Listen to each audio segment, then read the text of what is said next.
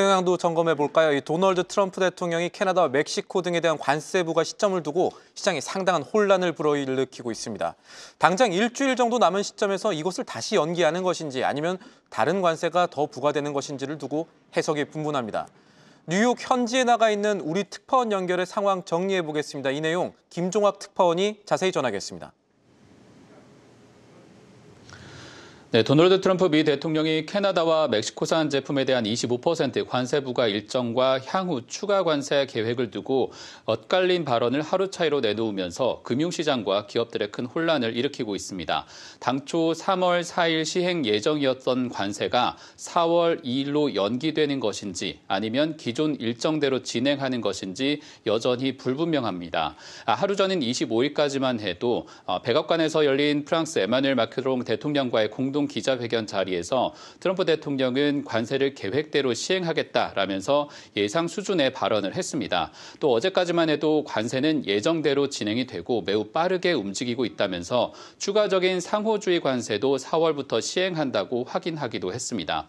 또 전날 기자회견에서 트럼프는 캐나다와 멕시코뿐만 아니라 유럽연합, 중국을 겨냥한 추가 무역 조치 가능성도 밝혔는데 이를 통해서 세수를 늘리고 무역 불균형을 해소할 수 있다는 정책의 일관적인 방향을 다시 한번 확인시켜줬습니다. 그런데 트럼프는 하루가 지난 오늘 백악관 내각회의에서 4월 2일에 모든 것에 대해서 관세를 시행한다. 나는 멈추지 않는다고 밝혔습니다. 또 원래 4월 1일에 하려고 했지만 만우절이었던 하루를 넘겨서 4월 2일에 시행한다. 이런 말까지 했는데 관세 부과 범위나 시점에 대해서는 구체성이 떨어지는 발언을 내놓으면서 시장에 큰 혼란이 일어났습니다. 멕시코와 캐나다에 대한 관세는 3월 4일에서 한 달 연기할 수도 있는 상황인데 상호주의 관세를 이때 같이 맞춰서 부과하는 것인지는 백악관도 명확히 밝히지 않고 있습니다. 현재 나온 해명을 들어보면 3월 4일의 발효 일정은 유효하다라는 것뿐입니다. 그런데 이에 대해서 하워드 루트닉 상무장관은 캐나다와 멕시코가 펜타닐 문제에서 훌륭한 성과를 보이면 관세를 추가로 미룰 수 있다고 밝혀서 이러한 논란이 현재 물밑에서 진행 중이라는 것을 다시 한번 얘기해주고 있습니다. 이 발언의 여파로 캐나다 달러와 멕시코 페소가 강세를 보이는 등 시장은 급한 불을 껐다는 반응도 일부 나타났습니다.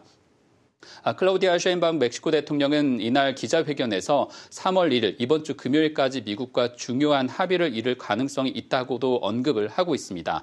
트럼프 대통령과 직접 대화를 하고 싶다라는 의사도 표현하고 있는데 이러한 사안들은 미국과 멕시코, 캐나다 모두 이번 관세에 대해서 통합된 논의가 진행되고 있음을 보여주는 측면입니다. 미국은 이번 관세 부과 별개로 이날 새로 인준을 받은 제이슨 그리미어 미 무역대표부 대표를 중심으로 이런 주변국들을 대상으로 한 무역 협정에 대해서도 재검토에 나섰습니다. 제이슨 그리미어는 미국이 USMCA를 우회해서 미국 시장에 접근하고 있다면서 자동차 산업에 대한 장벽을 더 높이겠다라는 것을 시사하고 있습니다. 트럼프가 관세 공세 수위를 높이면서 이런 나라들뿐만 아니라 각국의 협상 시도도 이어지고 있습니다. 어제 무역법 232조를 근거로 해서 구리에 대한 조사를 추가로 진행하기로 했는데 칠레 정부에서도 다급하게 모니터링을 하고 대응에 나선 상황입니다. 그런데 만약 이렇게 된다면 구리 가격이 추가로 상승해 인플레이션을 자극할 위험도 있는 상황입니다. 트럼프가 연일 모순된 발언으로 협상 범위를 넓혀가면서 다음 주에 백악관의 공식 발표가 이번 시장의 중요한 변곡점이 될 가능성이 커졌습니다. 지금까지 뉴욕에서 전해드렸습니다.